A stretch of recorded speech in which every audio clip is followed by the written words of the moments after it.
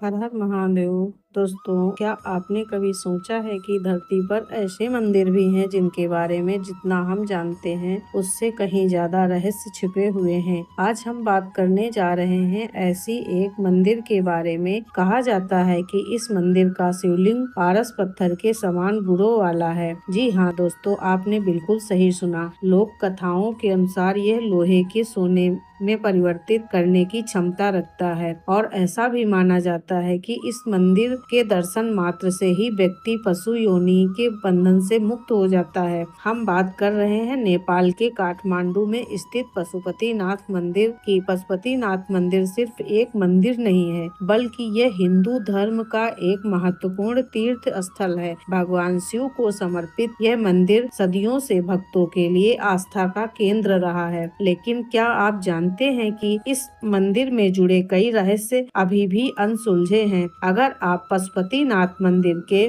बारे में नहीं जानते हैं तो इस वीडियो में अंत तक बने रहिए। इस रोचक वीडियो की शुरुआत करने से पहले आप सभी से अनुरोध है कि कमेंट बॉक्स में हर हर महादेव जरूर लिखें। श्री पशुपतिनाथ मंदिर नेपाल की राजधानी काठमांडू से लगभग 5 किलोमीटर दूर देवी पाटन गांव के पास बागमती नदी के तट पर स्थित है। पशुपतिनाथ मंदिर के बारे में यह मान्यता है कि भगवान शिव स्वयं यहाँ विराजमान है। इसे केदारनाथ मंदिर का दूसरा भाग भी माना जाता है, जो भगवान शिव के 12 ज्योतिर्लिंगों में से एक है। पशुपतिनाथ शब्द 2 शब्दों से मिलकर बना है। पशु जिसका अर्थ है जीव या प्राणी और पति जिसका अर्थ है स्वामी।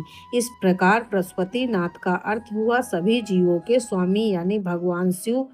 पशुपतिनाथ मंदिर के शिवलिंग की उत्पत्ति के साथ एक रोचक पौराणिक कथा जुड़ी हुई है।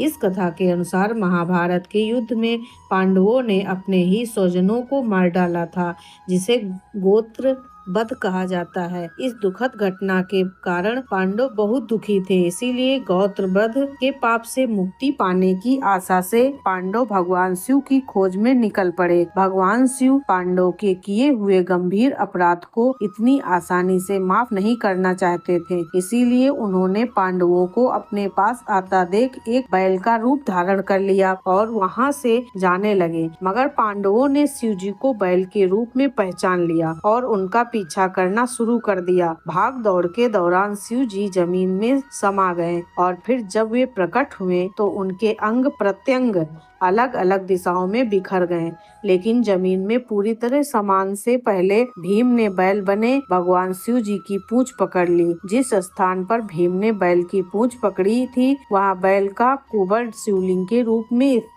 स्थित है। आज वह स्थान केदारनाथ के नाम से प्रसिद्ध है और जिस जगह शिव जी का मुख धरती से बाहर निकला उस स्थान को पशुपतिनाथ के नाम से जाना जाता है। इसी तरह बैल के आगे के 2 पैर तुंगनाथ में प्रकट हुए थे, जो कि केदारनाथ जाने वाले मार्ग पर स्थित है। बैल का नाभि हिमालय के भारतीय हिस्से में निकला, जिसे महेश्वर के नाम से जाना जाता है। यह एक शक्तिशाली मणिपूरक लिंग है। बैल के सींग कल्पनाथ से निकले। इस प्रकार शिव जी के शरीर के अलग अलग अंग अलग अलग स्थानों पर प्रकट हुए। दोस्तों, पशुपतिनाथ काठमांडू के घाटी के प्राचीन शासकों के आराध्य देवता रहे हैं। हालांकि पशुपति संप्रदाय के इस मंदिर की निर्माण का कोई तारीख नहीं मिलता, लेकिन कुछ ऐतिहासिक दस्तावेजों में ये उल्लेख है कि इसे सोमदेव राजवंश के पशु वृक्ष ने 3री शताब्दी ईसा पूर्व में बनवाया था। पशुपतिनाथ मंदिर में भगवान की पूजा अर्चना के लिए सन 1764 से ही भारतीय ब्राह्मणों को आमंत्रित करने की परंपरा शुरू हुई थी। इस परंपरा को आगे बढ़ाते हुए मल्ल राजवंश के एक शासक ने मंदिर के मुख्य पुजारी के पद पर एक दक्षिण भारतीय ब्राह्मण को नियुक्त किया। इस मंदिर में सदियों से दक्षिण भारतीय भट्ट ब्राह्मण की ही मुख्य पुजारी होते हुए आए हैं। ब्राह्मणों का अधिकार समाप्त कर दिया गया और अब नेपाली लोग को पूजा पाठ का अधिकार सौंप दिया गया है। यह मंदिर रोजाना सुबह 4 बजे खुलता है और रात 9 बजे बंद होता है। दोपहर और शाम 5 बजे के बीच मंदिर के पट बंद रहते हैं। मंदिर में दर्शन के लिए सुबह जल्दी या शाम को जाने का सबसे अच्छा समय है। पूरे परिसर को देखने में लगभग 1.5 से 2 घंटे लगते हैं। इस मंदिर में भगवान शिव की एक अद्भुत 5 मुख वाली मूर्ति स्थापित है। यह मूर्ति चारों दिशाओं में एक एक मुख और एक मुख ऊपर की ओर किए हुए, प्रत्येक मुख के दाएं हाथ में रुद्राक्ष की माला और बाएं हाथ में कमंडल है। मान्यता है कि पशुपतिनाथ मंदिर में स्थित ज्योतिर्लिंग पारस पत्थर जैसा है।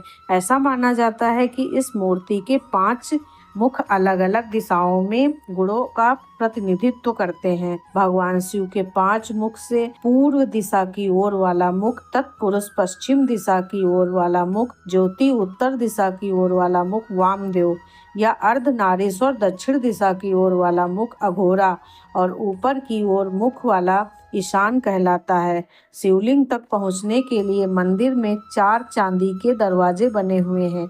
पश्चिम द्वार के ठीक सामने पीतल की बनी भगवान शिव के वाहन नंदी की एक विशाल प्रतिमा स्थापित है।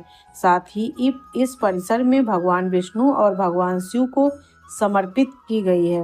मंदिर और मूर्तियां हैं। ये मंदिर हिंदू और बौद्ध शैलियों के वास्तुशिल्प का एक अद्भुत मिश्रण है। इसका मुख्य मंदिर पगोड़ा शैली में बना हुआ है और इसे एक सुरक्षित आंगन के भीतर बनाया गया है। इस विशाल मंदिर परिसर की सुरक्षा नेपाल पुलिस द्वारा की जाती है। लगभग 264 हेक्टेयर में फैला हुआ है और इसमें 518 मंदिर और स्मारक शामिल हैं। मंदिर की 2 मंजिलों छत तांबे की बनी हुई है, जिस पर सोने की परत चढ़ाई गई है। यह मंदिर एक वर्गाकार चबूतरे पर बना हुआ है। इसकी नींव से शिखर तक की कुल ऊंचाई 30 मीटर 60 सेंटीमीटर है। मंदिर के शिखर को सोने से बनाया गया है, जिसे गजरा कहा जाता है। मंदिर के लिए जल सिर्फ इसी से लाया जाता है। ऐसा माना जाता है कि पशुपतिनाथ मंदिर में दर्शन करने से भक्तों को पशु योनि से मुक्ति मिलती है।